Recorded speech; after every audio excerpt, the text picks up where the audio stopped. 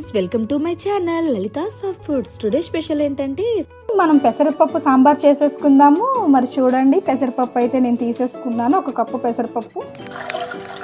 ఇలా నీట్గా పెసరపప్పును అయితే వాష్ చేసేయండి. ఇందులో 2 టమాటా వేసుకొని బాయిల్ చేసుకోవాలండి. పెసరపప్పు ఒక 5 విజిల్స్ అయితే రావాలి. మనమైతే పప్పుని మూత పెట్టేసుకుందాం.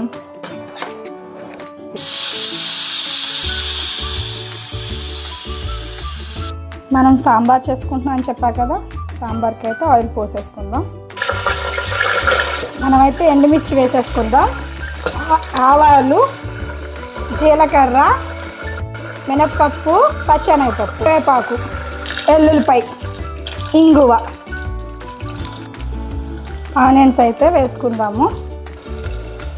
పసుపు కూడా వేసేసుకోండి. ఇప్పుడే పచ్చిమిర్చి వేసేసుకున్నాను.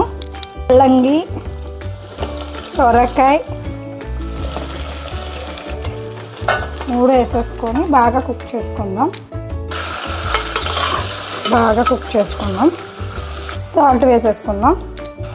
మనమైతే చింతపండు గుజ్జు పోసేసుకుందాము. సాంబార్కి చింతపండు పక్కా కావాలండి. వంకాయ అయితే లాస్ట్లో వేసుకుంటా నేను. కొద్దిగా అయితే కారం వేసేసుకోండి. MTR సాంబార్ మసాలా ఇప్పుడే కొంచెం వేసుకోండి. ఇవన్నీ కలిపి బాగా మనం తిప్పుకుంటూ ఉండు. ఇందులో మనమైతే పెసరపప్పు వేసేసుకుందామండి. ముందుగా ఉడకబెట్టుకున్న పెసరపప్పు అయితే ఉంది కదా, దీన్ని వేసుకొని కొంచెం బాగా కలుపుదాము. ఇందులో మనం వాటర్ కూడా మిక్స్ చేసేసుకుందామండి. మనకి సాంబార్కి సరిపడా వాటర్ వేసుకోవాలి, కానీ బాగా మరిగిస్తే కనుక టేస్ట్ అయితే చాలా బాగుంటుంది.